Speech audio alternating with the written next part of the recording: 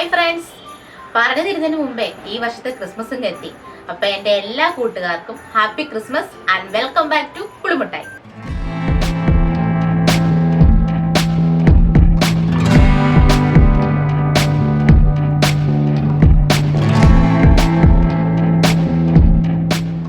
Plum cake ഇല്ലാണ്ടൊരു Christmas നമുക്ക് ആലോചിക്കാനേ പറ്റില്ല അല്ലേ? ഓവനും ബീറ്ററും ഒന്നും ഇല്ലാണ്ട് നമുക്ക് ഇൻസ്റ്റന്റ് ആയിട്ട് ഒരു പ്ലം കേക്ക് ഉണ്ടാക്കിയാലോ? അപ്പം നമ്മൾ ഇതിന്റെ ഇൻഗ്രീഡിയൻസ് ഒക്കെ വീഡിയോയിൽ പോകെ പറഞ്ഞു തരാം കേട്ടോ. അപ്പോൾ വൺസ് അഗെയിൻ എല്ലാവർക്കും ഹാപ്പി ക്രിസ്മസ്. ആദ്യമായിട്ട് ഒരു പാൻ എടുക്കുക. ആ പാനിലേക്ക് 1/4 കപ്പ് ഉണക്കമുന്തിരി, 1/4 കപ്പ് ഈന്തപ്പഴം, കുറച്ച് കളർ ആയിക്കോട്ടെ 1/4 കപ്പ് ടൂട്ടി ഫ്രൂട്ടി.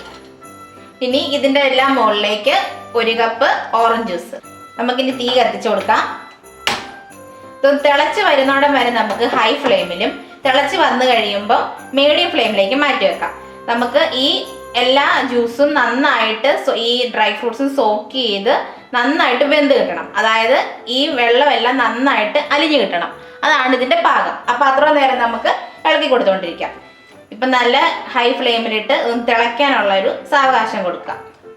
നമ്മുടെ ഡ്രൈ ഫ്രൂട്ട്സ് നന്നായിട്ട് വറ്റി റെഡി ആയിട്ടുണ്ട്. ഇനി നമുക്കിത് മാറ്റി വെക്കാം, ചൂടാറാൻ വേണ്ടി മാറ്റി വെക്കാം. ഇനി നമുക്കൊരു സോസ് പാൻ എടുക്കാം. അപ്പൊ എല്ലാവരും ഓർക്കുക, ഞാനിന്ന് ഉണ്ടാക്കുന്നത് 1/2 കിലോയുടെ കേക്കാണ്. അതിന്റെ അളവാണ് എല്ലാത്തിനും കാണിക്കുന്നത്. അപ്പൊ നമുക്ക് ഇതിലേക്ക് ഒരു 1/4 കപ്പ് ഷുഗർ ഇട്ട് കൊടുക്കാം. ഇനി നമുക്കിത് സിറപ്പാക്കി എടുക്കണം, കാരമൽ സിറപ്പാക്കി എടുക്കണം. അതിന് ഗ്യാസ് ഓൺ ആക്കാം.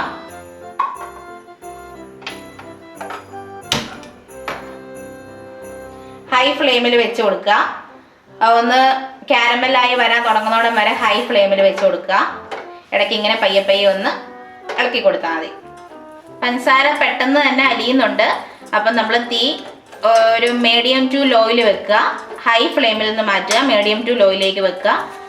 ഇത് കണ്ടോ, ഇത് നന്നായിട്ട് കാരമലായി വരും. ഇനി ഇതിലേക്ക് നമുക്ക് ഒരു 1/4 കപ്പ് ചൂടുവെള്ളം ഒഴിച്ചു കൊടുക്കാം. ഇതിപ്പോൾ നന്നായിട്ട് കാരമലായിട്ടുണ്ട്. സൂക്ഷിച്ചൊഴിക്കണം, പൊട്ടിത്തെറിക്കാൻ സാധ്യതയുണ്ട്. ഇത് നന്നായിട്ട് ഇളക്കി കൊടുക്കുക. അപ്പം നമ്മുടെ കാരമൽ റെഡി ആയിട്ടുണ്ട്. ഇനി നമുക്കിത് ചൂടാറാൻ വേണ്ടി മാറ്റി വെക്കാം. അടുത്തതായിട്ട് നമുക്ക് ബേക്ക് ചെയ്യാനുള്ള പാത്രം സെറ്റ് ചെയ്യാം. അതിനായിട്ട് ഞാൻ എടുത്തിരിക്കുന്നത് ചൂടുകട്ടിയുള്ള ഒരു അലുമിനിയം ചെരുവ് കൊണ്ട് എടുത്തിരിക്കുന്നത്. നിങ്ങൾക്ക് ചൂടുകട്ടിയുള്ള നല്ലൊരു പാത്രം എടുക്കുക. അതിലേക്ക് കുറച്ച് ഉപ്പ് ഇട്ട് കൊടുക്കുക. അതിൻ്റെ മുകളിലേക്ക് ഒരു സ്റ്റീൽ പാത്രം, ഒരു അടപ്പോ പ്ലേറ്റോ എന്തെങ്കിലും വെച്ച് കൊടുക്കുക. ഇനി നമുക്ക് ഇതൊരു 10 മിനിറ്റ് മീഡിയം ഫ്ലെയിമിൽ പ്രീ ഹീറ്റ് ചെയ്യാൻ വേണ്ടി വെക്കാം.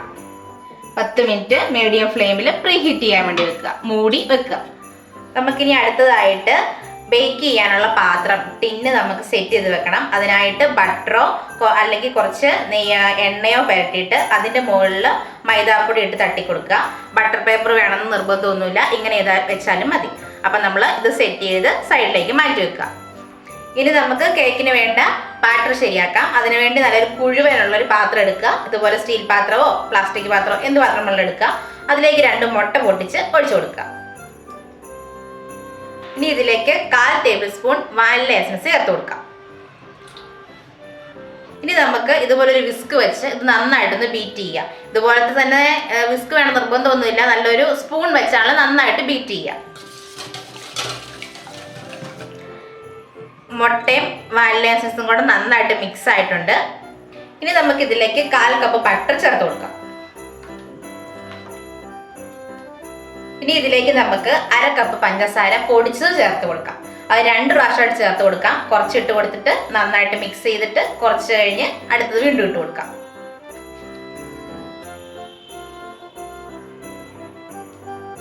നന്നായിട്ട് മിക്സ് ചെയ്തെടുക്കാം. ബാക്കിയുള്ള പഞ്ചസാരകൾ ഇട്ട് കൊടുക്കാം. എന്നിട്ട് നന്നായിട്ട് മിക്സ് എടുക്കാം.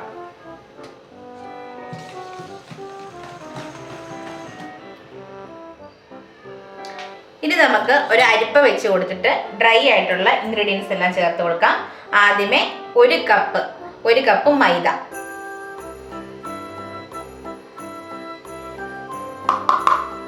ഇനി നമുക്കിതിലേക്ക് 1 ടേബിൾ സ്പൂൺ സ്പൈസസ് പൊടിച്ചത് ചേർത്ത് കൊടുക്കാം. കറുവപ്പട്ട, ഗ്രാമ്പൂ, ജാതിക്ക, അതുപോലെ ഏലക്ക, ഇത് 4ഉം കൂടെ പൊടിച്ചതാണ്. 1 ടീസ്പൂൺ ഉണ്ട്, അത് ചേർത്ത് കൊടുക്കാം. 1/2 ടേബിൾ സ്പൂൺ ബേക്കിംഗ് പൗഡർ ചേർത്ത് കൊടുക്കാം. 1/4 ടീസ്പൂൺ ബേക്കിംഗ് സോഡ ചേർത്ത് കൊടുക്കാം. ഇനി നമുക്ക് മധുരം ബാലൻസ് ചെയ്യാൻ ഒരു തരി ഉപ്പും കൂടെ ചേർത്ത് കൊടുക്കാം. ഇനി നമുക്ക് ഇത് നന്നായിട്ട് പയ്യെ ഇളക്കി ഇളക്കി അരിച്ചെടുക്കാം.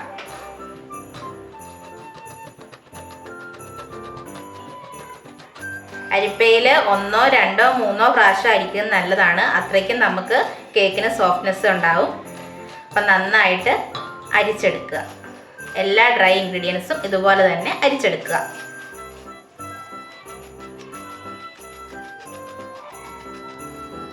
ഇനി നമുക്ക് ഇത് നന്നായിട്ട് മിക്സ് ചെയ്ത് കൊടുക്കാം. ഇനി നമുക്ക് ഇതിലേക്ക് നേരത്തെ കാരമലൈസ് ചെയ്ത് വെച്ചിരിക്കുന്ന ഷുഗർ സിറപ്പ് ചേർത്ത് കൊടുക്കാം.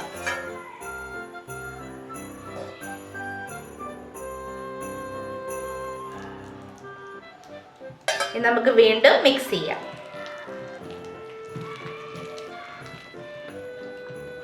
നന്നായിട്ട് നമ്മുടെ ബാറ്റർ മിക്സ് ആയിട്ടുണ്ട്. ഇനി നമുക്കിതിലേക്ക് നേരത്തെ തയ്യാറാക്കി വെച്ചിരിക്കുന്ന ഡ്രൈ ഫ്രൂട്ട്സ് ചേർത്ത് കൊടുക്കാം.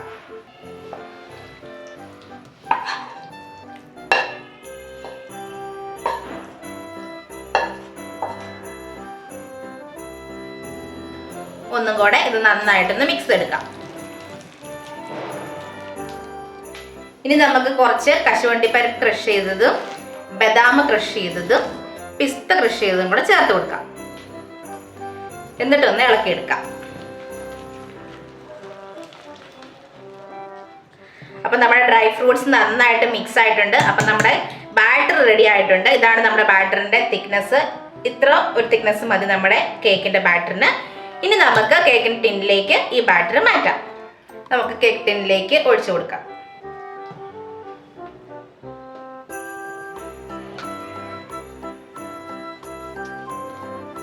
നമ്മൾ ഒഴിച്ചു കൊടുത്തിട്ടുണ്ട്. ഇനി നന്നായിട്ട് ഇതൊന്ന് ടാപ്പ് ചെയ്ത് കൊടുക്കാം.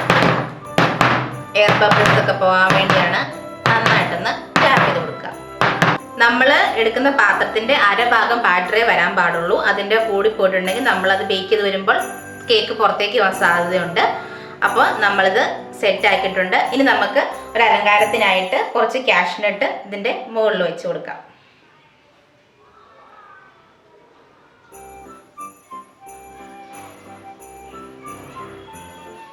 ഇനി നമുക്കിത് ബേക്ക് ചെയ്യാൻ വേണ്ടി വെക്കാം. ഇനി നമുക്ക് ഇത് ഈ ചരുവത്തിലേക്ക് വെച്ച് കൊടുക്കാം.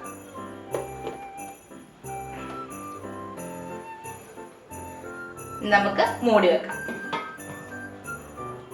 ഇനി ഒരു 45 മിനിറ്റ് ലോ ഫ്ലെയിമിൽ നമുക്കിത് ബേക്ക് ചെയ്തെടുക്കാം. നമ്മുടെ കേക്ക് നന്നായിട്ട് ബേക്ക് ചെയ്ത് കിട്ടിയിട്ടുണ്ട്. നമ്മൾ 55 മിനിറ്റ് ബേക്ക് ചെയ്യാൻ വെച്ചു. എന്നിട്ട് ഒരു 3-4 മണിക്കൂർ നന്നായിട്ട് കൂൾ ചെയ്യാൻ വേണ്ടി വെയിറ്റ് ചെയ്തു. ഇനി നമുക്ക് നമ്മുടെ കേക്ക് കട്ട് ചെയ്ത് നോക്കാം.